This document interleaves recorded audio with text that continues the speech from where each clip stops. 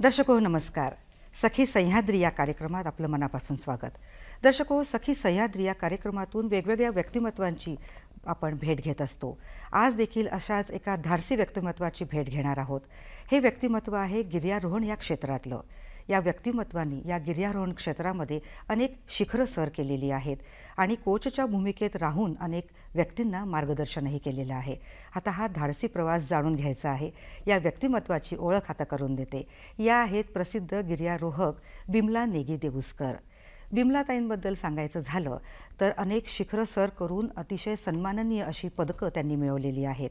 आणि अर्थात हा त्यांचा प्रवास कठीण होता, पण हा प्रवास कसा घडून आला हे जाणून घेऊया त्यांच्याकडून.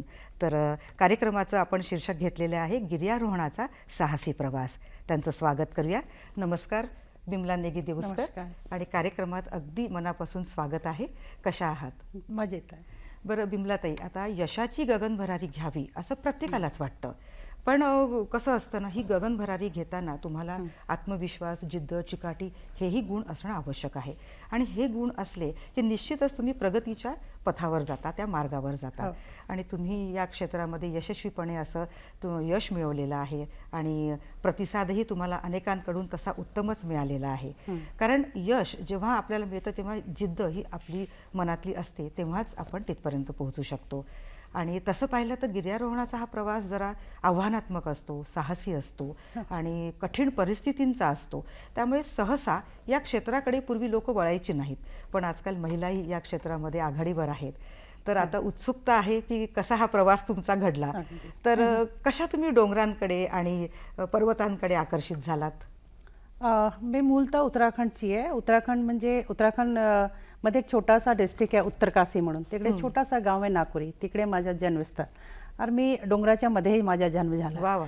तो सुरुवातीपासून डोंगरचे दर्शन केल्यामुळे त्याच्यामुळे एक आवड झाली. और मी याच्यात पुढे ट्रेनिंग वगैरे सगळे घेतलेलं आहे. याच्यात मग पुढे निघाले याच्यातून. आणि उत्तराखंडचं वातावरण, तो निसर्ग थोडंसं सांगा ना, त्याचं ऐकायला आवडेल आम्हाला. उत्तराखंडचे मॅक्झिमम जे डिस्ट्रिक्ट आहे ते सगळे डोंगरवर आहे, म्हणजे प्लेन्समध्ये खूपच कमी आहे. तर तिकडे तर खूप थंडी असतात. आमच्या घर पण 2-2 घर असतात. मला उन्हाळ्यात आम्ही डोंगरच्या जवळ जातात, हिवाळा आला की खाली उतरतात. 2 ठिकाणी आमचे घर व्हायचे आधी. बरं. पण तेव्हा रस्ते पण नसायचे. म्हणून आता तर खूप सुख सुविधा झाला त्याच्याकडे, म्हणजे ते अवघड नाही आहे जाणं येणं. पण तेव्हा लहानपणी माझ्या असंच त्या चालता फिरता आमची सगळे ते डोंगर पार करायचे. तो वातावरण पाहायला तर खूप छान असतात. खूपच मजा येते. कळतच नाही आपल्याला कसे दिन जातात असेल, पण खूप निसर्गाच्या अगदी जवळ. हो, एकदम अगदी जवळ. त्यामुळे म्हणून तुम्ही मग या डोंगरांकडे, पर्वतांकडे आकर्षित झालात. आणि चढणं हे अवघड आहे ना, कुठलाही डोंगर असो ते करणं अवघड आहे. मग खऱ्या अर्थाने हा गिर्यारोहणाचा तुमचा प्रवास कोणत्या साली सुरू झाला? कशी सुरुवात झाली त्याला? मी म्हणजे उत्तरकाशीमध्ये एक छान इन्स्टिट्यूट आहे तिकडे, नेहरू इन्स्टिट्यूट ऑफ माउंटेनिअरिंगचं. तिकडे सगळे ट्रेनिंग असतात पर्वतारोहणाचे. तर मी लकी आहे की माझा जन्म तिकडे झाला आहे. तर ते जेव्हा मी ट्रेनिंग करता गेली तिकडे, तेव्हा मला असं नाही वाटायचे की हे आमच्याकरता असू शकेल. मला असं वाटलं की गव्हर्नमेंटने काही स्कीम असा काढला असेल की जे प्लेन्सके लोक इकडे पहाडानं येते नाही, त्यांना आकर्षण करायला एक नवीन गोष्टी काढल्या असेल. पण जेव्हा मी ते कोर्स केला तेव्हा मला कळलं की याच्यात कोर्स केल्यानंतर फक्त चढणार उतरणार असं नाही शिकतात, बल्कि आयुष्यात पुष्कळ काही नवीन गोष्टी शिकायला मिळते.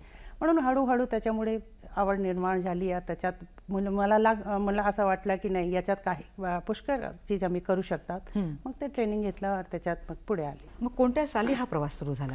मी 1987 पासून मी हे कोर्सेस वगैरे केलं.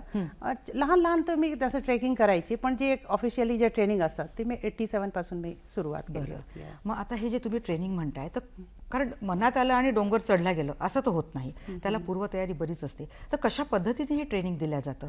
ते ट्रेनिंग तिकडे आता इंडियामध्ये आमच्या भारतवर्षात खूप छान छान ठिकाणी इन्स्टिट्यूट सुरू झाले. जसं पहिला इन्स्टिट्यूट दार्जिलिंगमध्ये सुरू झालं होतं 1953 मध्ये, जेव्हा तेंजिंग नॉर्गे, एडमंड हिलरी हे सर करून आले एव्हरेस्ट, तेव्हा हे आपल्या इंडियामध्ये तेंजिंग नॉर्गे आपल्या इंडियाचे होते. ते पहिले होते, पहिला वर्ल्डचे पहिले माणूस. तर ते इंडियाचे होते. तर असा विचार केला की आपल्याकडे पण खूप हिमालय इतका मोठा आहे. कन्या आपण काश्मीर से अरुणाचल पर्यंत बघितलं तर पूर्ण हिमालयाची रेंज आहे. तर असं ठरवलं की आपला इन्स्टिट्यूट व्हायला पाहिजे. तर पहिला इन्स्टिट्यूट दार्जिलिंगमध्ये सुरू झालं आहे. त्याच्यानंतर दुसरं इन्स्टिट्यूट आमचे उत्तरकाशीमध्ये सुरू झाले, नेहरू इन्स्टिट्यूट ऑफ माउंटेनिंग. त्याच्यानंतर मनालीमध्ये सुरू झाले, अटल बिहारी वाजपेयी माउंटेन इन्स्टिट्यूट. आधी नाव दुसरं होतं, आता अटल बिहारी. आता पाहिलं तर आमचे 8 ठिकाणी असा इन्स्टिट्यूट आहे. तर ट्रेनिंग खूप कठीण असतात. पहिला ट्रेनिंग जे आहे ते 28 डेजचे असतात. त्याच्यात तुम्हाला A ग्रेड मिळाले तरी तेव्हा नंतरच तुम्ही ॲडव्हान्स करू शकतात. ते ॲडव्हान्स तुम्ही कुठे पण करा, कोणी याच्या आर्ट इन्स्टिट्यूटमध्ये कुठे पण जाऊ शकतात. त्याच्यानंतर ॲडव्हान्स केल्यानंतर मग ते एक रिकमेंड करतात की तुम्ही याच्यानंतर काही अभियानमध्ये जाऊ शकतात, त्याच्या आधी नाही जाऊ शकत. तर त्याच्यात पण A ग्रेड पाहिजे. तर हे ट्रेनिंग असतात, खूप कठीण ट्रेनिंग आहे याच्यात. आता पुष्कळ लोक याच्यात पुढे येतात. पण मग शारीरिक आणि मानसिक तयारी पण खूप येते ना, तर मग कशा पद्धतीने तो एक्सरसाइज केला जातो की रोज डोंगर अर्धा चढावाच लागतो असं काही आहे? नाही, ते ट्रेनिंगमध्ये तर खूप अवघड ट्रेनिंग आहे, मी असं म्हणू शकते त्याच्यात. काय की तुम्हाला 20-25 किलो सामान उचलून रोज ट्रेकिंग करायची, रॉक क्लाइम्बिंग करायची, ऑब्स्टिकल्स कोर्स करायची. त्याच्यानंतर डोंगर चढायला म्हणजे 8-10 दिवस ते इन्स्टिट्यूटमध्ये ठेवतात. त्याच्यानंतर ते हाय अल्टिट्यूडमध्ये घेऊन जाते. तिकडे स्नोमध्ये ट्रेनिंग अलग असतात, आईसमध्ये ट्रेनिंग वेगळे असतात. तर ते हळूहळू ते ट्रेनिंगबद्दल ते शिकवतात. पण माझं म्हणणं असं आहे की जो कोणी या कोर्समध्ये जात असेल त्यांना पूर्ण तयारी तर करायलाच पाहिजे. अदरवाईज तुम्ही तिकडे काही नाही करू शकणार आहे. माझं म्हणणं आहे की जितकं तुम्ही फिजिकल ट्रेनिंग घेतात तेच जास्त मनाची ताकद, म्हणजे विल पॉवर स्ट्रॉंग व्हायला पाहिजे असं मला वाटतंय. म्हणजे एखाद्या गिर्यारोहकाच्या अंगी कोणते गुण असायला हवेत असं वाटतं तुम्हाला? नाही, चिकाटी पहिला गुण. त्याच्यानंतर फिजिकल फिटनेसवर त्याच्या लक्ष व्हायला पाहिजे. और एक दृढ निश्चय की मला काय करायचंच आहे, आपलं ध्येय गाठायचंच आहे. कारण कुठलंही क्षेत्र हे अवघडच असतं, हे जरा जास्तच अवघड आहे. पण मनाची तयारी जर असेल तर निश्चितच यशाची दारं आपोआप उघडतात. बरं, आता ट्रेनिंगबद्दलही तुम्ही सांगितलं, पण आता जेव्हा तुम्ही असं एखाद्या मोहिमेला निघता तर त्याची पूर्वतयारी बऱ्याच दिवसापासून सुरू होते. तर ही तयारी कशी असते आणि सोबत काय काय सामान तुम्हाला ठेवावं लागतं आणि हे सामान तुम्ही न्यायचं कसं ठरवता? आमचं एक्झिबिशन जे असतात, म्हणजे जे एक डोंगरला चढायला जे असतात ते तेव्हा त्या डोंगरला 1 महिना पण लागू शकतात. ते हाईट अनुसार असतात की जास्त उंची असेल तर 1.5 महिना 2 महिना. तर आता 2 महिन्याकरता तुम्हाला सगळे राशन पाहिजे, इक्विपमेंट पाहिजे. इक्विपमेंट म्हणजे टेंट पाहिजे, ते रस्सी पाहिजे, आपला पूर्ण इक्विपमेंट पायाचे डोक्यापर्यंत जे इक्विपमेंट असतात ते पण पाहिजे. ते हे सगळे खूप आधीपासून प्लॅनिंग करावं लागतात.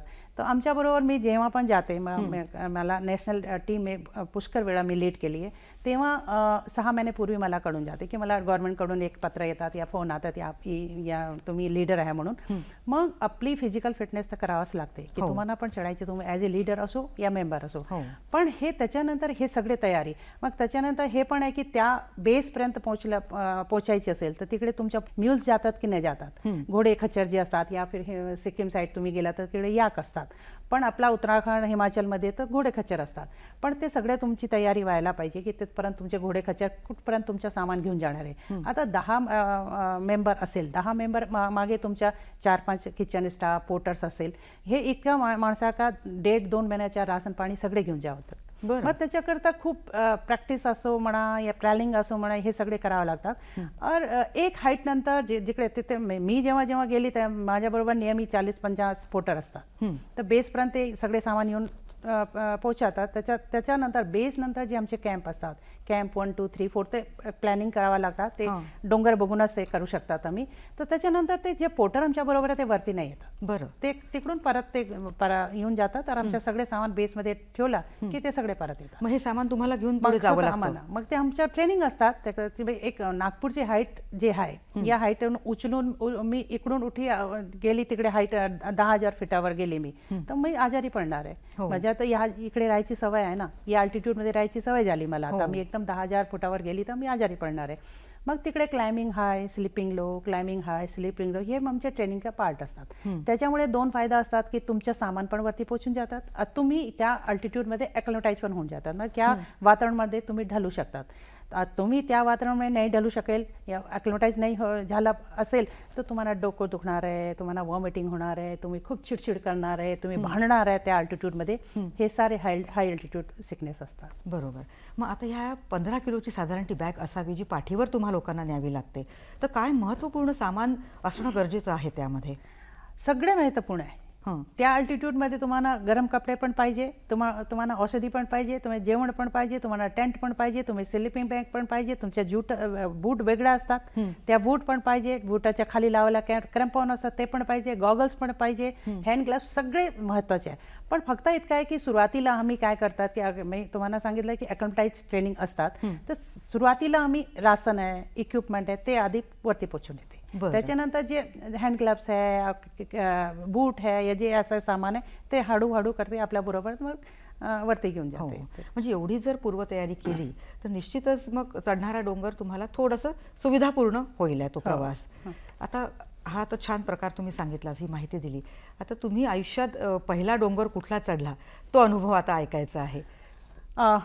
जेव्हा मी बेसिक ॲडव्हान्स कोर्स केल्यानंतर मला एक अपॉर्च्युनिटीज मिळाली होती. CC क्लब दिल्लीच्या होता, त्यांच्या सेंटर पीक मनालीमध्ये वगैरे 21,500 फुटावर ते पीक होता. तर मला तिकडे जायला मिळालं म्हणजे मला माझ्या इन्स्ट्रक्टरने सांगितलं की तू जा, तुला मी सांगते, त्यांना सांगते, तू एक स्ट्रॉंग मुलगी आहे म्हणून. पण मी गेली.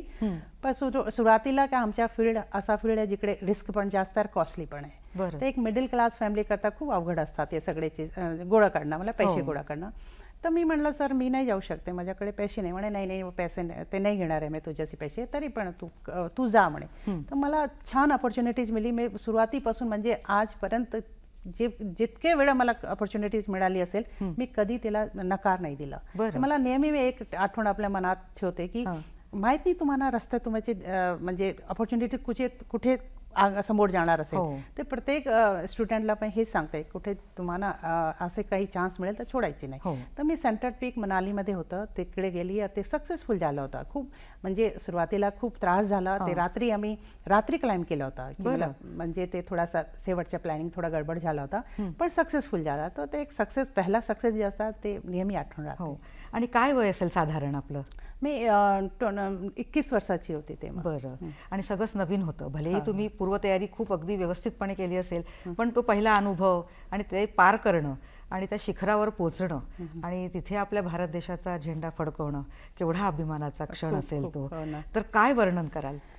ते असं जे असतात एक खुशी, एक आनंद जे असतात ना, ते शब्दामध्ये वर्णन नाही करू शकते. पण ते एक अभिमान वाटते आपल्याला की तेव्हा मी लहानपण होती म्हणा, माझा पहिला एक्सपिडिशन होता, तो एक स्वप्न मी बघत होती त्याच्यानंतर की आज मी या शिखरावर आपला देशाचा झेंडा घेऊन गेली होती. त्याच्या खाली मी होती, झेंडाच्या खाली मी, झेंडा हमेशा नेहमी वरती राहते.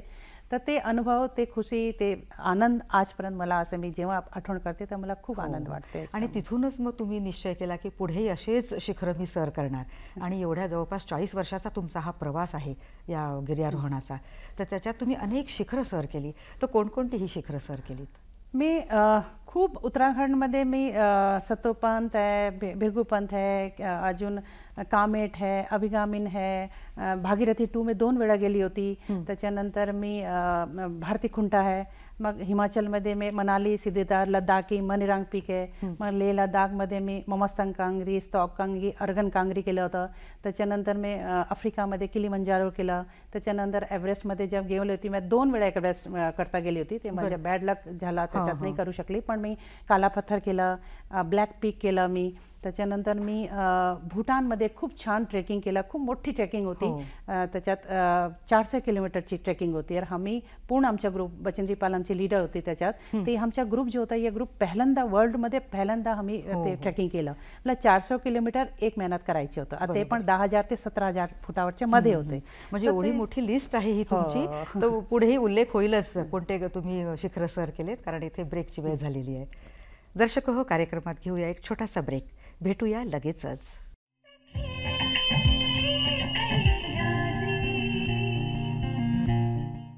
दर्शक हो, या कार्यक्रमात छोट्याशा ब्रेकनंतर पुन्हा एकदा मनापासून स्वागत आहे. बिमलाताईंचा गिर्यारोहणाचा हा प्रवास पुढेही जाणून घेऊया. बिमलाताई, सुरुवातीपासून खूप छान तुम्ही या गिर्यारोहणाबाबत सांगितलं की कशा पद्धतीने ट्रेनिंग असतं, कशा पद्धतीने पूर्वतयारी असते. तुमचा पहिला अनुभवही आमच्यासमोर शेअर केला. खूप छान वाटतंय ऐकायला. आता तसं पाहिलं तर गिर्यारोहणाचा हा जो प्रकार आहे तो टीमवर्क आहे, कारण मिळून केला हा प्रवास तर तो घडेल आहे. तर कशा पद्धतीने हा मिळून प्रवास घडतो? माउंटेनिअरिंग स्पोर्ट्स आहे एक. तर बाकी स्पोर्ट्स जे आहेत त्यांच्याबरोबर मी कधी माउंटेनिंगची तुलना करू नाही शकत. काय बाकी स्पोर्ट्समध्ये फक्त ग्राउंडमध्ये आपला परफॉर्मन्स साजरा करतात, ते दाखवतात. पण आमच्या पूर्ण जे माउंटेनिअरिंग आहे ते एक डोंगरावर एक म्हणजे पूर्ण सुखसुविधाचे काम करतात आहे ना. तर तिकडे सगळे काम सगळ्यांना यायला पाहिजे. म्हणजे भांडे घासायपासून, रूट ओपन करायपासून, टेंट लावायचे आहे, पाणी आणायची, पाणी कुठे कुठे पाणीच नाही भेटते मला, त्यामुळे पाणी बनवतात. तर कोणाला वाटेल की पाणी कसं बनव, आम्ही पाणी कसं म्हणजे आईस शोधायला जातात. स्नोमध्ये काही पाणी नसतात, आईसमध्ये पाणी असतात. तर कोणी आईस शोधायला जातात, ते आईस घेऊन येते, मग ते पाणी गरम केल्यानंतर मग ते पाणी होतात. मग टीमवर्क याच्या करता की प्रत्येक व्यक्तीला प्रत्येक काम यायला पाहिजे. बरोबर. टेंट पण लावायला यायला पाहिजे, स्वयंपाक करता यायला पाहिजे, सामान घेऊन जायचे ते पाठीवर ते ताकद पाहिजे, अजून ते कुठे काही प्रॉब्लेम झाला ते सॉल्व्ह करायला यायला पाहिजे. एक पण मेंबर असा नाही असू शकतात की तो काही काम नाही करणार आहे, आणि सक्सेस होणारच नाही. तिकडे कोणीच नाही आपल्याला हेल्प करायला, फक्त ते मेंबर आहे. तर 1-2 माणसाचे अल्टिट्यूड पोटर असतात, हाय अल्टिट्यूड पोटर हॅप म्हणतात त्यांना. या आमच्या किचनचे 1-2 बॉय असतात, फक्त तितकंच असतात. पण एक महिन्याचे सगळे काम तुम्हालाच करावायचं. तर टीमवर्कच माउंटेनिअरिंग असू शकतं, अदरवाईज टीमवर्क माउंटेनिअरिंग होऊ नाही शकत. हो. जेव्हा असे ग्रुपचे खेळ असतात तेव्हा अतिशय जरुरी आहे ना एकी, तरच तो सक्सेस मिळतो. तसंच तुम्ही हेही सांगितलंय. बरं, आता तुम्ही शिक्षण पूर्ण केलं आणि नंतर तुमचा हा प्रवासही सुरू होता. आपल्या आयुष्यात अनेक वळणं येतात, अनेक टप्पे येतात, त्यातील लग्न. आता आईवडिलांना वाटतं की योग्य वेळीत मुलाचं किंवा मुलीचं लग्न व्हावं, आणि तुमच्याही बाबतीत तसंच झालं. आणि तुम्ही जोडीदारही याच क्षेत्रातला निवडला, आणि सर महाराष्ट्रातले आहेत, तुम्ही उत्तराखंडच्या, आणि लग्न होऊन महाराष्ट्रात आलात. तर कसं हे सगळं जुळवून घेतलं? माझे मिस्टर पण माउंटेनियर आहे, अविनाश देवस्कर. हे टाटामध्ये जॉब करायचे. टाटामध्ये पण ॲडव्हेंचर फील्डमध्ये जॉब करायचे. तर मी उत्तरकाशी, जिकडे माझं घर आहे, माहेर आहे, तिकडे एक छोटीशी क्लब होती, 7 सिस्टर ॲडव्हेंचर सेंटर, त्याच्यात मी काम करायचे. तर टाटामध्ये हे आहे की टाटामध्ये आत्तापर्यंत त्यांचा नियम आहे की जो कोणी जॉईन करेल, त्याचे GT वगैरे जॉईन करतात, त्यांना कंपल्सरी ॲडव्हेंचर कोर्स. ते म्हणतात की तुम्ही ॲडव्हेंचरमध्ये फिट आहे तरी तुम्ही आमच्या कंपनीमध्ये फिट आहे. तर त्यांच्याकरता अविनाश जे होतं ते इन्स्ट्रक्टर, सिनियर इन्स्ट्रक्टर त्यांचं होतं. तर तिकडे त्यांच्याकडे सगळे सिनियर लोक यायचे. पण टाटाचे बरेच शाळा आहे, वेगवेगळ्या ठिकाणी त्यांची शाळा आहे. तर त्यांचे लहान मुलांना कुठे पाठवायचे तर ते सगळे माझ्याकडे पाठवायचे. त्यांचे कॅम्प मी घ्यायची. तर तेव्हाच ओळख झाली. तो जे दोघांची म्हणजे आवड एकच आहे, त्याच्यामुळे थोडासा असा वाटला की ठीक आहे, चालू शकते आपली गाडी. आणि मग महाराष्ट्रात आल्यात, मग कसं जुळवलं? मग नंतर हे लग्नाच्या बातमी ज्याच्या घरच्या लोकांना सांगितलं की कसं होईल, तर माझे बाबा खूप घाबरले होते. तर त्यांना वाटलं की आम्ही एकदा पहाड म्हणजे खूपच लांब राहते ना, काही पण पेपर आले की प्लेन्सच्या वेगळ्या, हिमालयाच्या वेगळ्या, म्हणजे पहाडच्या वेगळ्या, अशा गोष्टी यायची. तर खूप सारे UPचे मला बॅड न्यूज म्हणजे दहेजमध्ये असं केला तसं केलं हे माझे बाबा वाचायचे. तर त्यांना खूप भीती वाटली की माहिती आता दहेज आम्ही देऊच नाही शकणार आहे. त्यांना तिकडे सगळ्यांना हे वाटायचे तेव्हा, आता नाही, की प्लेन्स म्हणलं सगळे एकसारखं आहे. बरं, असं नाही की UPचे वेगळे आणि महाराष्ट्री वेगळे आणि गुजराती वेगळे, असं नाही. तर बाबाने म्हटलं की आम्ही नाही देऊ शकणार काही. तर यांनी तर काही डिमांडच नाही केलं होतं. पण त्याच्यानंतर मग लग्न तिकडेच झालं माझ्या ऋषिकेशमध्ये. माझ्या दादा IAS ऑफिसर होता तेव्हा तिकडे. तर तिकडेच ऋषिकेशमध्ये माझे लग्न झालं. मग आले नागपूरला. पहिल्यांदा मी नागपूर पाहिले. दिल्लीत ते खाली मी आलेच, म्हणजे या ठिकाणी आलेच नव्हती. मराठी भाषा ते मी तेव्हा काय व्हायची म्हणजे बंगाली लोक खूप याचे ट्रेकिंग करायला, म्हणजे तुम्ही कुठे पण जा बंगाली ट्रेकर्स तुम्हाला भेटणार आहे. तर बंगाली भाषा आम्ही ऐकलं होतं, पण महाराष्ट्रीयन लोक येतच नाही होतं तेव्हा. आता तर खूप येतात म्हणा. मग तेव्हा कोणीच पाहिलं, मला ऐकलंच नाही मराठी लँग्वेज. तर मी मराठी भाषा शिकली नव्हती. मग अविनाशने मला एक पुस्तक पण दिलं होतं, पण पुस्तक वाचून भाषा येत नाही मला असं वाटतं. पण आता किती छान मराठी बोलायला लागला. अर्थात एक्सपिरियन्सचा भाग आहे तो. आणि जेव्हा तुम्ही मग इथे सराव कशा करत गेला, कारण तिकडे तर तुम्हाला डोंगर होतेच चढायला, मग इथे कसं नागपूरला तुम्ही सगळा प्रकार केला? मी तेव्हा इकडे आल्यानंतर मी एव्हरेस्ट जी आमची 93 में ऑल विमेन एव्हरेस्ट एक्झिबिशन तेव्हा बचनी पाल लीड करत होती. मग माझ्या तेव्हा सिलेक्शन झाला होता. 4 ऑक्टोबरला माझं लग्न झालं ऋषिकेशला. 10 ऑक्टोबरला मी इकडे पोचली. नोव्हेंबर फर्स्ट वीकमध्ये मला टेलिग्राम आला की तुम्ही एव्हरेस्ट करता सिलेक्शन झाला, तुम्ही दिल्लीला पोचा. बरं. नोव्हेंबर पासून मी दिल्लीला गेली, मी आली जूनमध्ये परत. तर हे 5-6 महिने मी तिकडेच होती. लग्नाच्या एकदम ऑक्टोबरमध्ये लग्न झालं, नोव्हेंबरमध्ये मी गेली. तर त्याच्यानंतर मग लग्न इकडे आल्यानंतर काही 2-3 गोष्टी मला सांगावंसं वाटते की कसं असतात. म्हणजे पहाड एकदम वेगळा, प्लेन्स वेगळा, पण मराठी कल्चर म्हणजे मी पण हिंदू आहे, आमच्याकडे पण सगळे ते पूजा वजा सगळे एकच सारखं होते. पण इकडे आल्यानंतर एकदम थोडासा लाज पण वाटायची की कसं आमच्याकडे ते खूप खाण्यापिण्याची वेगळी पद्धत आहे, इकडे थोडं वेगळी आहे. पण माझ्या अविनाशची मोठी ताईची मुलगा आहे, तो माझ्याबरोबर बसला होता, छोटासा होता. तो मला नेहमी म्हणायचे की मामी उस घड्याल में कितना बजा. मला वाटलं की घड्याल में बसता का है. नाही घड्याल में कितना बजा, कितना. मैंने बोला मेरे को लगा घडा बोलला. मला असं वाटलं तो घडा म्हणतोय. मी म्हणलं नाही घड्यामध्ये पाणी असतात. मी त्याच्यात वादमवाद चालू होता दोघांच्या. तो नाही म्हणायचे. मग कोणी मोठा आल्यानंतर त्यांनी सांगितलं की नाही वो घडी केले बोल रहा. त्याच्यानंतर मग असं झालं की ते जेवायला बसतात ना सगळे, ते मग घास खाऊ घाला. तर मला वाटलं घास कसा खाणार आहे. मी कधी पाहिलंच नव्हती, ऐकलं पण नाही होतं. आता अविनाशची चुकी त्याने मला सांगितलंच नाही आमच्याकडे काय. तर म्हणत नेहमी ते सगळे आई आमचे जे सासरे म्हटली होते ते सगळे म्हणत होते की अविनाश चल घास खालो घाल, घास भरो काय म्हणतात. तर मला खूप प्रश्न पडला होता की घास कैसे खाएंगे आप. सगळे तर खाऊ शकते पण घास नाही खाऊ शकत. असं गमतीशीर आहे सगळं हे. पण ठीक आहे ना, त्यातूनही तुम्ही स्वतःला ॲडजस्ट केलं आणि या यशापर्यंत पोहोचलेले आहात. आणि इथे जे तुम्ही प्रॅक्टिस करायच्या तर तसंच त्याच पद्धतीने अंगाला तेवढं 15 किलोचं वजन लावून चढणं आणि तो तुमचा प्रवास सुरूच होता. बरं, आता प्रत्येक मोहीम ही एक आगळीवेगळी असते, नवीन शिकून जाणारी असते आणि पुष्कळसं आपल्याला प्रेरितही करत असते. तर जेव्हा तुम्ही अशा मोहिमेला निघता बिमलाताई, तर काय आव्हानांचा सामना तुम्हाला करावा लागतो? खूप वेगळे टाईप के आव्हान येतात. आता काही कुठे लँडस्लाईड होते, कुठे मौसम बिघडून जातात, कुठे स्नोफॉल जास्त होते, कुठे आमची तब्येत बिघडून जाते. आता आमची टीम आमच्या फक्त औषध असतात, आमच्या बाकी सामान काही नसतात ना.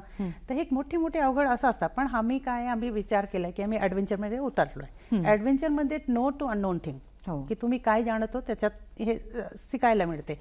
तर हे सगळे पूर्व तयारी करून आम्हाला जावं लागते. म्हणजे मोठी ॲक्सिडेंट झाला तर त्याच्याकरता मग तुम्हाला पाय खाली उतरावं लागेल, काही पण करा.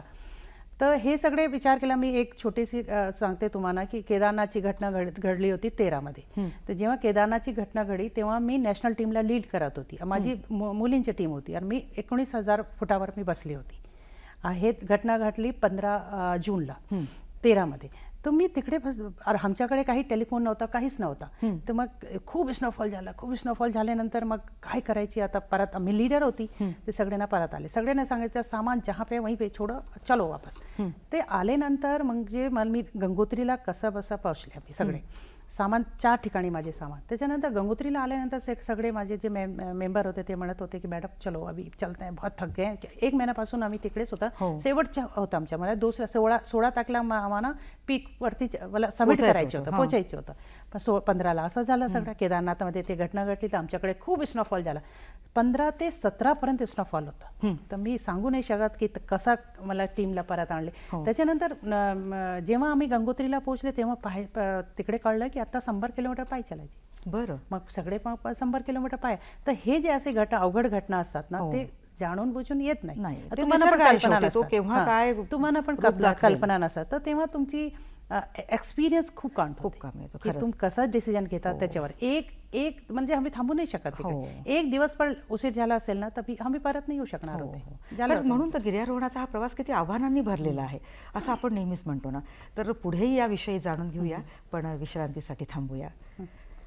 बिमलाताईंचा हा गिर्यारोहणाचा साहसी प्रवास पुढेही जाणून घेऊया, पण या छोट्याशा विश्रांतीनंतर. भेटूया लगेचच.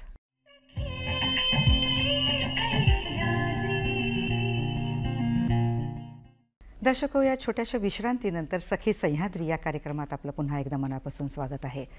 गिर्यारोहणाचा साहसी प्रवास या शीर्षकाअंतर्गत गिर्यारोहक बिमला नेगी देऊसकर यांच्याशी आपण छान मनमोकळ्या गप्पा मारत आहोत.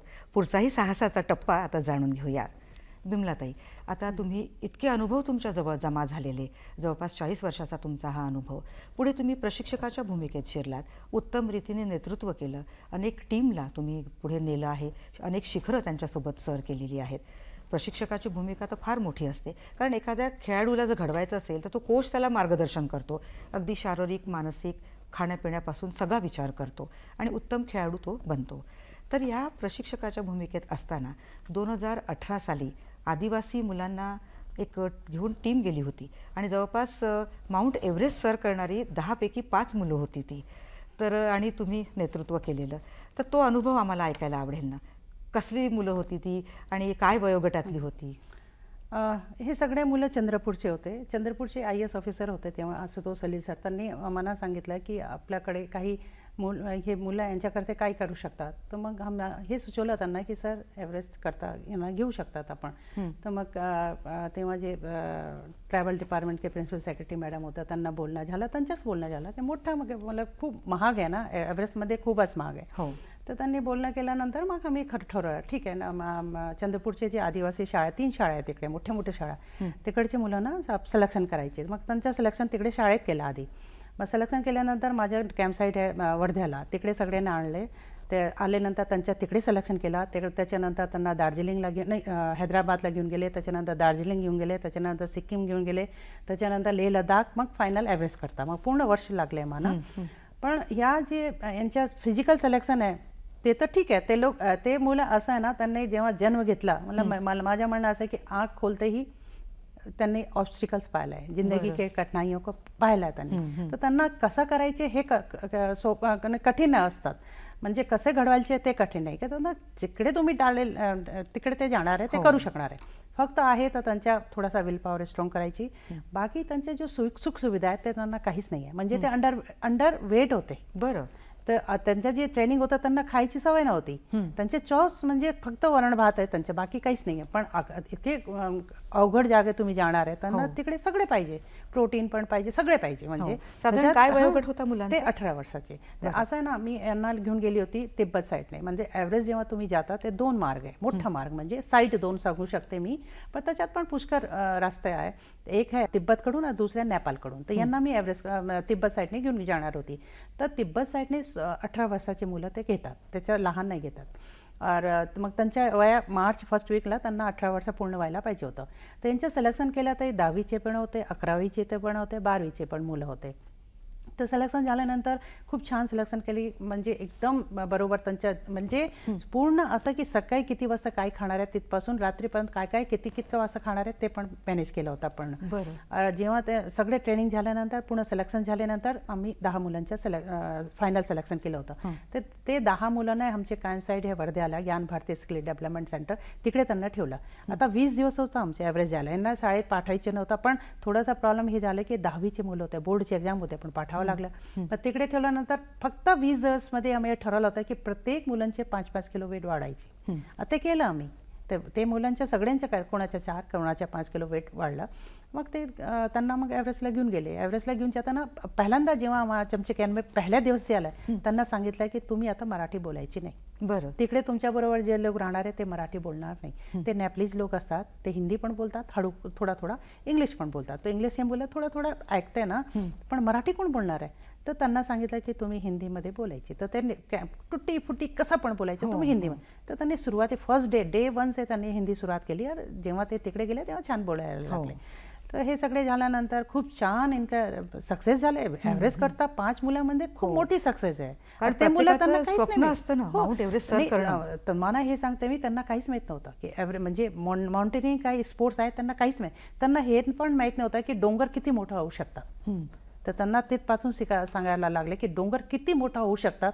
आणि नेहमी रोज आमच्या एक स्लाइड सुरू व्हायची माझ्या कॅम्प साईडमध्ये, आणि मी रोज त्यांना एक ना एक गोष्टी सांगायची की काय काय होऊ शकतात. होऊ शकते तुम्ही परत नाही येऊ शकता, काही असं ॲक्सिडेंट होऊ शकतात. तर मग शेवटचं असं होतं की डिपार्टमेंटने सांगितलं तुम्ही घरी गेल्यानंतर का व्हिडिओ रेकॉर्डिंग करा, यांच्या आईबाबांची परमिशन घ्या. तर माझे मिस्टर अविनाश देवस्कर एक ट्रॅव्हल डिपार्टमेंटचे जे ऑफिसर होते हे दोघे सगळ्यांच्या घरी गेले. तर तिकडे गेल्यानंतर अविनाशने त्यांना सांगितलं की बाबाजी आता होऊ शकते तुमच्या मुलं परत येते की नाही. तर त्यांच्या इतके छान ते बोलले ना, त्यांनी म्हटलं सर हे तर त्यांच्या दिवस आले असेल, जाणार असेल तर ते घरच्या आतमध्ये पण जाऊ शकतात. एक मोठे कामं करतात ते लोक जातात आहे. तर आम्हाला विश्वास आहे की आमच्या मुलं छान परत येईल. म्हणजे मुलांनीही किती छान ते आव्हान पेललं आणि त्यांनी 10 पैकी 5 मुलांनी एव्हरेस्ट सर करणं म्हणजे खरंच गंमत नाही. आणि लहान मुलं खरंच. आणि हे छान तुमच्या नेतृत्वात झालेली ही टीम आणि चांगलं प्रदर्शन त्यांनी केलं. पुढे महाराष्ट्रातल्या मुलांना घेऊन माउंट एव्हरेस्ट सर करावं असा एक विचार मांडण्यात आला आणि या टीमचं लीडर तुम्हाला ठेवण्यात आलं. तर तो अनुभवही असाच तुम्हाला त्यांच्याकडनं प्रॅक्टिस करून घेणं असेल सगळं. तर ह्या मुलांचं कसं तुम्ही सगळं तयारी करून घेतली? हे जे 18 मध्ये जे झालं होतं ना तेव्हा काय की मोदीजीने मन की बात त्यांच्या सांगितलं होतं. म्हणजे 15 ऑगस्ट 18 मध्ये जे आहे 15 ऑगस्ट से पहला लाल किल्ल्यामधून जे मोदीजीने जे भाषण की सुरुवात केली ते तर सारे रिकॉर्डिंग आहे. त्याच्यात त्यांनी असंच केलं की महाराष्ट्र चंद्रपुर के नन्हे मुन्ने बच्चों ने भारत के झंडे को तिरंगे को एवरेस्ट के चोटी में फहरा के एवरेस्ट तिरंगे की शान बढ़ाई इतकून सुरुवात केली. और मन की बात मध्ये प्रत्येक सगळ्यांचं नाव घेतलेलं आहे. 4-5 मुली जे चढलेलं आल्यानंतर सगळे मुलं मुली तिकडे गेले होते सरांना भेटायला, प्रधानमंत्र्यांना भेटायला गेले होते. त्याच्यानंतर मग महाराष्ट्रामध्ये एक खूप सगळ्यांना कळलं की अरे चंद्रपूरचे मुलं. मग ट्रायबल डिपार्टमेंटने आम्हाला सांगितलं की असं करू की तुम्ही सगळे महाराष्ट्राचे जे आदिवासी मुलं आहेत तिकडून सिलेक्शन करा पूर्ण महाराष्ट्रातून. आता महाराष्ट्रामध्ये इतकं जास्त मुलं कसं करणार आहे, पण एक त्याच्यात एक मार्ग निघून जातात. तुम्ही ठरवला ना की करायचे म्हणजे होता. मग पूर्ण महाराष्ट्रातून आम्ही हे सांगितलं की प्रत्येक शाळेला हे दिला होता की तुम्ही तुमचे जे स्ट्रॉंग मुलं आहे फिजिकली आणि मेंटली हे दोन्ही पाहिजे त्यांना तुम्ही सिलेक्शन फक्त शाळेतून 2 मुलं पाठवा. तर 2 से 3 मुलं माझ्या कॅम्पमध्ये आले होते. तर त्यांच्या ते सेम प्रोसिजर. मग त्याच्यात काय असतात की जुलैमध्ये आले जाणार आहे आम्ही मार्चमध्ये. मग याच्यामध्ये मध्ये मध्ये अधूनमधून ते ट्रेनिंग करता इकडे तिकडे सगळं असं म्हणजे आमच्याकडे मग हैदराबादला मग दार्जिलिंगला मग सिक्कीमला मग लेहला मग हे सगळे ट्रेनिंग. पण ते मधला जे गॅप असतात ना केवळ कुठे ठेवणार आहे. मग त्यांना सगळे कोंडाळी जवळ एक सुंदर आश्रमशाळा आहे. तर वर्षभरात ते तिकडेच राहिले. ते आमच्या रस्त्यावर आहे. म्हणजे वर्षभर हे ट्रेनिंग चाललं आणि जेव्हा हे पूर्ण तयार झालेत अगदी फिट झाले तेव्हा मग ही तुमची मोहीम सुरू झाली. आणि जेव्हा असं तुम्ही नेता या मुलांना तर स्वतःचं सामान स्वतः वाहून नेणं म्हणजे तसं तर तसं ट्रेनिंगमध्ये असतंच, पण आत्मविश्वास त्यांच्यात निर्माण करणं. तर कशा पद्धतीने तुम्ही त्यांना आत्मविश्वासाबद्दल सांगत होत्यात? तर आता सेकंड टाइम म्हणजे ज्या पूर्ण महाराष्ट्राचे मुलं जाणार होतं तेव्हा त्यांच्या समोर तर एक एक्झाम्पल होतं की आधी आमच्यापैकी मुलांनी केलं आहे ना मोठा एक्झाम्पल. आणि याच्यात गव्हर्नमेंटच्या आमच्या पण हेच ध्येय होता की यांच्या कम्युनिटीमध्ये ही लीडर तयार करायची. तर म्हणून हे मोहीम सुरू केलं होतं. तर यांच्या हे सगळे मुलं जे सगळे तयार झाल्यानंतर यांना घरी पाठवलंच नाही आम्ही. वर्षभरात पाठवलंच नाही घरी. घरचे लोकांना म्हटलं की हे मुलं जाणार आहे तुम्ही सगळे यांच्या मुंबईला यांच्या फ्लॅग ऑफ होता तिकडून सगळ्यांना घेऊन गेली होती. मी पण यांच्याबरोबर गेली होती. मी 21,500 फुटावर पर्यंत गेली. एक मोठा रेकॉर्ड झाला. 11 पैकी 9 मुलं एकच दिवस चढले. तर विमलाताई हा प्रसंग आपण ब्रेक नंतर जाणून घेऊया. ब्रेकची वेळ झालेली आहे. आवड आणि आत्मविश्वास जर आपल्यात असेल तर कुठलीच वाट अवघड नाही हे बिमलाताईंकडनं जाणून घेऊया, पण या ब्रेक नंतर. भेटूया लगेचच.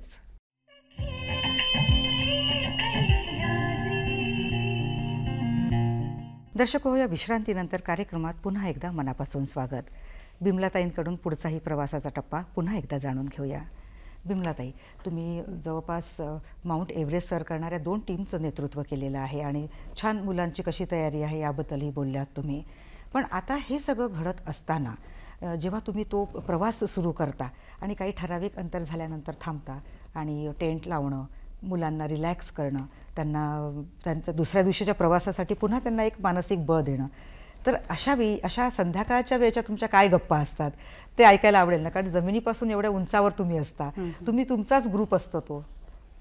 तर हे जे मुलांना मी घेऊन गेली होती यांच्याकडे तर माझ्या इतका वर्षाचे माझा एक्सपिरियन्स आहे. तर पुष्कळ कहाणी माझ्याकडे आहे. पण यांना सांगायची की सगळ्यांच्या लहान मुलगी जी वर्ल्डची आहे ती इंडियाची आहे, ज्यांनी माउंट एव्हरेस्ट समिट केलं आहे. पूर्णा मालावत म्हणून मुलगी आहे, 13 वर्ष 11 महिन्याची. तर तिची गोष्टी सांगायची. तर हे ऐकल्यानंतर त्यांना एक ठीक आहे ती करू शकते, आम्ही पण करू शकतो. त्याच्यानंतर अरुणिमा सिन्हा आहे, तिचे पायच नाही आहे, एक पाय नाही आहे, ती पण चढली. मग त्या गोष्टी त्यांना सांगायचे. अशा गोष्टी माझ्याकडे तर भरपूर आहे. तर त्यांना एक म्हणजे कसं करायचे ते एक संधी मिळते ना. बाकी माझ्या जे वेगळे ग्रुप असतात जिकडे आम्ही त्याच्या वेगवेगळ्या स्टेटची मुली माझ्या बरोबर असतात. तर संध्याकाळच्या पिरियड टाईम आमच्या खूप छान असतात. ते कल्चर एक्सचेंजचे असतात, काही भजन कीर्तन असतात. तर त्याच्यात एक मुलगी आमच्या बरोबर नागालँडची होती. ती म्हणायची, मॅडम हमारे यहाँ तो शादी में ना लड़के वाले आते हैं, लड़कीच्या घरी थांबतात. म्हणजे मुलीकडे थांबून जातात. तर म्हणे आम्ही 4 बहिणी आहे. तर आमचे जेव्हा मोठी ताईचे लग्न झाल्यामुळे तर आमचे जे जियाजी जे असतात ते आमच्या घरी आले. तर आम्ही सगळे म्हणत होते म्हणे आता याला कुठे ठेवायची काही नाही आहे. असे गोष्टी असतात जे नेहमी आठवण राहतात. तर गप्पा गोष्टीच्या खूप वेळ बरोबर. छान जातात. आणि असं थोडं रिलॅक्स होणं, एकमेकांबद्दल जाणून घेणं हेही खूप खूप गरजेचं गरजेचं असतं. असतं. आणि हेच तर अशा गोष्टीच तर आपल्याला यशापर्यंत नेतात. खेळीमेळीचं वातावरण हवं. आणि मगाशी बोलल्याप्रमाणे यश जर मिळवायचं असेल तर मनात आत्मविश्वास हवाच. आणि सुखदुःख एकमेकांना वाटून हा प्रवास पुढे जात असतो. आणखीन एक अभिमानाची गोष्ट अशी आहे की माउंट एव्हरेस्ट सर करणारी भारतातील पहिली महिला आणि जगातील 5वी महिला म्हणजे बछिंद्र पाल दिदी, ज्या तुमच्या आत्याची मुलगी आहे. इतकं जवळचं नातं आहे आणि त्यांचा तो जवळून तुम्ही प्रवास पाहिलेला आहे. तर त्यांच्यासोबत तर तुम्ही अनेक मोहिमेवर गेला आहात. तर अशी आठवणीतली, अशी मार्गदर्शन करणारी अशी कुठली मोहीम होती का? ताईबरोबर मी पुष्कळ त्याच्यात गेली. माझ्या ताईबद्दल मी इतकंच म्हणजे एक सांगू शकण्याची इच्छित आहे की ती फक्त छान क्लाइंबर हीच नाही आहे. त्याच्या पुढे ते खूप छान मोटिवेशनल टॉक देते, खूपच छान. और प्रत्येक ठिकाणी ते खूप छान छान गोष्टी सांगते. एक छोटासा सांगते मी, आता 2022 त्यांनी एक ठरवला होता की फिट ॲट 50+ची सगळे ना 5 महिन्याच्या ट्रेकिंग करायची. त्याच्यात जे लहान होती ना, सबसे लहान मुलगी होती ती 52 वर्षाची होती. आम्ही जी मोठी होती ती 68 इयर्सची होती. तर आम्ही सगळे गेल्यानंतर ते 5 महिन्याची ट्रेकिंग असं ते अरुणाचल ते द्रासपर्यंत 5 महिने ट्रेकिंग. अरुणाचल झाले, वेस्ट बंगाल झाले, सिक्कीम झाले, त्याच्यानंतर नेपाळमध्ये गेले. 56 डेज मी नेपाळमध्ये होते. त्याच्यानंतर उत्तराखंड आले, उत्तराखंडमुळे हिमाचल, लेह लडाख, द्रास. तर उत्तराखंडमध्ये माझे ॲक्सिडेंट झाला. मला 4 महिने झाले होते. मी 17,000 फुटावर मी पडली. माउंट एव्हरेस्टचा हिस्सा? नाही, हे माउंट एव्हरेस्टचा हिस्सा नाही, हे हिमालयाचा हिस्सा आहे. त्याच्यात ताईबरोबर 2022 गेले होते. मी खूप सरकार का पाठिंबा याच्यात होता. Tata steel adventure foundation funding करत होते. पुष्कळ मोठे, सगळे मोठे मोठे लोक होते ना याच्यात. वयाने पण मोठे, एक्सपिरियन्सने पण मोठे. तर तिकडे गेल्यानंतर एक हडसिल म्हणून जागा, त्याच्या समोर गेल्यानंतर उत्तराखंड और हिमाचल बॉर्डर, तिकडे 17,000 फुटावर मी नेहमी लीड करायचे. मी समोर होती, माझे सगळे बचिंद्री दीदी बाजून 3 किलो. तर 17,000 फुटावर 17 डिग्रीचा स्लोप होता. त्याकडे एक दगड पर मी पाय ठेवला, ती घसरून गेला. मग मी 2-3 उलांटी मारल्यानंतर मी पडली. मग माझ्या डिस्लोकेट झाला पाय तुटला माझा. और अंगठी पैरचे अंगठी ते तर पण तुटले. त्याच्यानंतर आता कसं करायची. मग दिल्लीपर्यंत वॉकी टॉकी ते सगळे वाढल्या साहेबने कळवलं होतं की साहेब, पण त्यांनी म्हटलं की आम्ही तुम्ही टो नाही करू शकणार आहे, मला रॅकी जे होतं बाईयरचे ते नाही करू शकणार, तुम्ही खाली उतरा. मग माझ्याबरोबर माझ्या पाठीवर 14 किलो सामान होतं. त्यांनी माझ्या सामान काढलं, माझ्या मॅट्रेस काढल्या, मला त्याच्यात गुंडाळून मग थोडासा 300 फूट वरती आणलं. वरती आणल्यानंतर मला ठेवलं होतं. ते जे रिज पास होते ना, ते इतके शार्प होते की जागच नव्हती. तर त्यांनी मला असं न ठेवता असं ठेवलंय. मी असं पाहायला खाली तर पूर्ण खोल दुसऱ्याला खाली उतरायचं होतं. मग जसं कसं मला तिकडून 40 आर्मीवाले होते, त्याच्या ऑफिसर्स पण होते, शिपाई. मला 5 जुलैला मी 11 वाजता पडली. तो 6ला सकाळी 3:30 वाजतापर्यंत आम्ही चालतच होते. म्हणजे त्या दुखण्यामध्ये पूर्ण डिस्लोकेट फ्रॅक्चर. म्हणजे आर्मीचे लोक आमच्याबरोबर रात्र पण मी चालतच राहिले. मला उचलून आणलं. मग 23 तासानंतर मला मेडिकल सपोर्ट मिळाले. तर डॉक्टरांचं म्हणणं होतं की जे डिस्लोकेट होतं ना, ते डिस्लोकेटला 6 तासाचे आतमध्ये त्याला टाकावं लागेल. माझ्या 23 घंटेनंतर आतमध्ये गेलं. तर ते झाल्यानं मला नागपूरचे माझे खूप छान डॉक्टर आहे, ते सगळ्यांनी करंदीकर सर आहे, केळकर आहे, त्यांनी मला नागपूर बोलवलं. इकडे माझ्या 9 जुलैला माझं ऑपरेशन झालं. जेव्हा मला ऑपरेशन थिएटरमध्ये घेऊन जाणार होते तेव्हा मी डॉक्टर सरांनी म्हटलं, डॉक्टर साहेब मेरे को वापस जाना है. म्हणे वापस जायचे मग का हो. माझ्या 20 दिवस राहिले होते. पूर्ण प्रवास झाला होता 20 दिवसात. तुम्ही जस्ट कल्पना करा ना की तुमचं स्वप्न 1 मिनिटात कसं बदलून जातात. पण मी इकडे आल्यानंतर मी ठरवलं होतं की नाही, मला परत जायची. मग मी परत गेली. मी 22 तारीखला मी व्हीलचेअर पर गेली. मी गेली द्रासमध्ये. 26 जुलै जे होते विजय दिवस, तेव्हा हा प्रोग्राम होता. तर तिकडे गेल्यानंतर मग सगळ्यांना आश्चर्य वाटलं ना कसे आली म्हणून. ताईने खूप सपोर्ट दिला, बच्चन दीदीने खूप धाडस बांधला. मी तिला म्हणायचे, दीदी मी आ रही हूं. ती म्हणत हो, तुला यायची. मग तिकडे गेली. आम्हाला खूप आनंद वाटला की ते 26 जुलै का जो विजय दिवस असतात तेव्हा VVIP लोकांना परमिशन मिळते. आमच्या टीमला पण परमिशन नाही मिळालं, फक्त दोघांना परमिशन मिळाले. त्याच्यात बचिंदी दीदी होती और मी होती. मला इतका आनंद वाटला, मला याच्याकरता आनंद वाटला की त्या दिवस मी त्या महान पुरुषांबरोबर होता ज्यांनी आपल्या देशासाठी कुर्बानी दिली ना. और ह्याच्या मी आता या गोष्टी एक सांगायचं मला इच्छित वाटतं की कशाला गेली. पुष्कळ लोक मला करतात काय वेळी झाली का, आता झाला इतका मोठा ऍक्सिडेंट तरी पण जाते. मग मी 2 गोष्टी त्याच्यात माझ्या मनात होतात. मी रात्र पण मी म्हणते ना, मी प्रत्येक तारेसे बोलली बरं की माझे मी तो स्टेचरमध्ये होती ना, ते बिचारे इकडे चलो, अरे पाणी पड गया, पाणी पड गया, अरे पीछे चलो रातपर्यंत असेच करत होते. सकाळी 11 वाजून मी रात्री 2 पर्यंत मी रस्त्यावरच होती ना, ॲम्ब्युलन्स आले होते, सगळे झाले.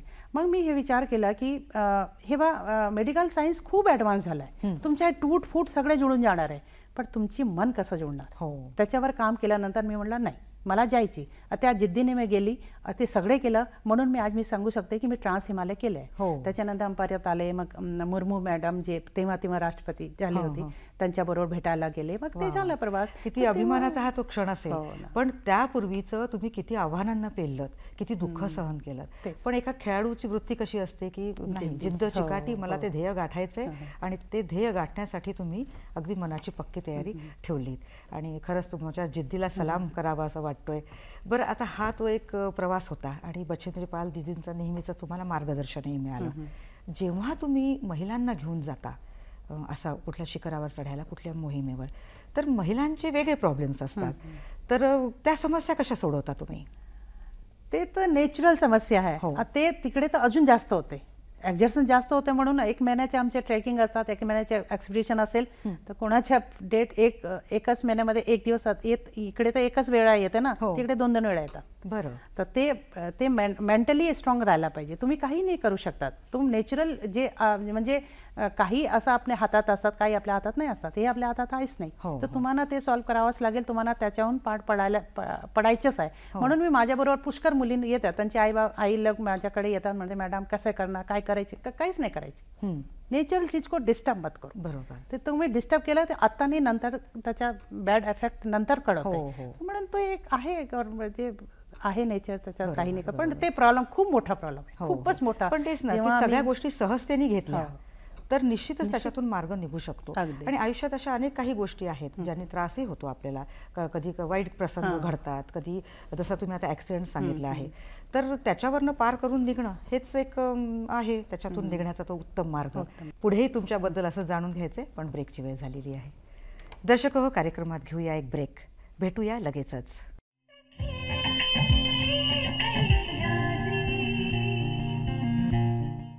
दर्शक हो, या छोट्याशा विश्रांतीनंतर कार्यक्रमात स्वागत आहे.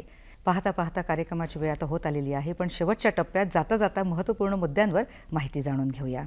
बिमलाताई, आता इतक्या वर्षाचा प्रवास, धाडसी प्रवास, साहसी प्रवास, तुमची जिद्द चिकाटी हे गुण आलेले आहेत, त्यामुळे तुम्हाला या यशापर्यंत पोहोचता आलं. तर हे सगळं केल्यावर एक शाबासकी म्हणून अनेक पुरस्कारांनी तुम्हाला सन्मानित करण्यात आलेलं आहे. तर हे पुरस्कार आम्हाला जाणून घ्यायचे आहेत, कोणते कोणते मिळालेत? नागपूरला मला नागपूर हिरो टाइम्स ऑफ इंडियाने दिलं आहे, पण ग्लोबल नागपुरियन्स हे नागपूरकडून मिळालं आहे. त्याच्यानंतर सिंधुताई सन्मान पण नागपूर मिळालं आहे. गड गौरव पुरस्कार मला माझ्या उत्तराखंडकडून मिळाला आहे. शेवटच्या सांगायचं मला वाटतं की नॅशनल ॲडव्हेंचर अवॉर्ड हे ॲट पार अर्जुन अवॉर्ड, म्हणजे अर्जुन अवॉर्ड सिमिलर आहे, आमच्या फील्डमध्ये अर्जुन अवॉर्ड नाही देतात, पण सिमिलर सगळे सुविधा सगळे सोय तसंच आहे. ते मला 95 मध्ये मिळाले होते, तो अर्जुन अवॉर्ड म्हणू शकता त्याला. तर हे 4-5-6 पुरस्कार मला मिळाले. बरोबर, आणि असे पुरस्कार मिळतात म्हणजे पाठीवर एक शाबासकीची थापच असते, आणि पुढे पुढे जाण्याला आपल्याला ते मार्गदर्शन करतच असतात. बरं, आता एखादे मोहीम तुम्ही करता तर बऱ्याच कालावधीसाठी घराच्या बाहेर जावं लागतं, त्यामुळे घर आहे, संसार आहे, जबाबदारी आहे, तर अशावेळी तुम्हाला घरच्यांचा पाठिंबा कसा होता? खूप छान, म्हणजे घरचा पाठिंबा आहे म्हणून मी करू शकले, अदरवाईज तर खूप इम्पॉसिबल आहे. माझ्या फील्ड असा फील्ड आहे की 1-1 महिना बाहेर राहावं लागते ना. तर माझ्या मिस्टर आहे, माझे मुलं आहे, माझे सासूबाई, तिकडे माझ्या माहेरचे लोक जास्त याच्याकरता म्हणते की मी तिकडेच जाते ना, पहाडावर जाते, तर ते लोक तिकडे राहतात. तर पुष्कळ वेळा मी आपल्या मुलांना तिकडे ठेवून जात होती, तर यांचा पाठिंबा आहे म्हणून मी हे करू शकले, अदरवाईज तर इम्पॉसिबल. आणि मुलं सुद्धा आपल्या धाडसी आईचं कौतुक करत असतील, अभिमान वाटत असेल त्यांना. बरं, डोंगर चढताना बिमला ते एक जोश असतो, आणि जसं आता डोंगर चढताना पाय जमिनीवर पण मन केव्हाच शिखरावर पोचलेलं असतं, आणि जिथे तुम्ही पोचता त्या पीकवर आणि भारत देशाचा झेंडा फडकवता, तो अभिमानाचा क्षण अनुभवता, आणि निसर्गही किती जवळ आल्यासारखं वाटत असेल, आभाळ अगदी, आकाश अगदी जवळ आल्यासारखं, रात्रीचे तारेसुद्धा जसं जणू काही हात लावू की काय इतके जवळ.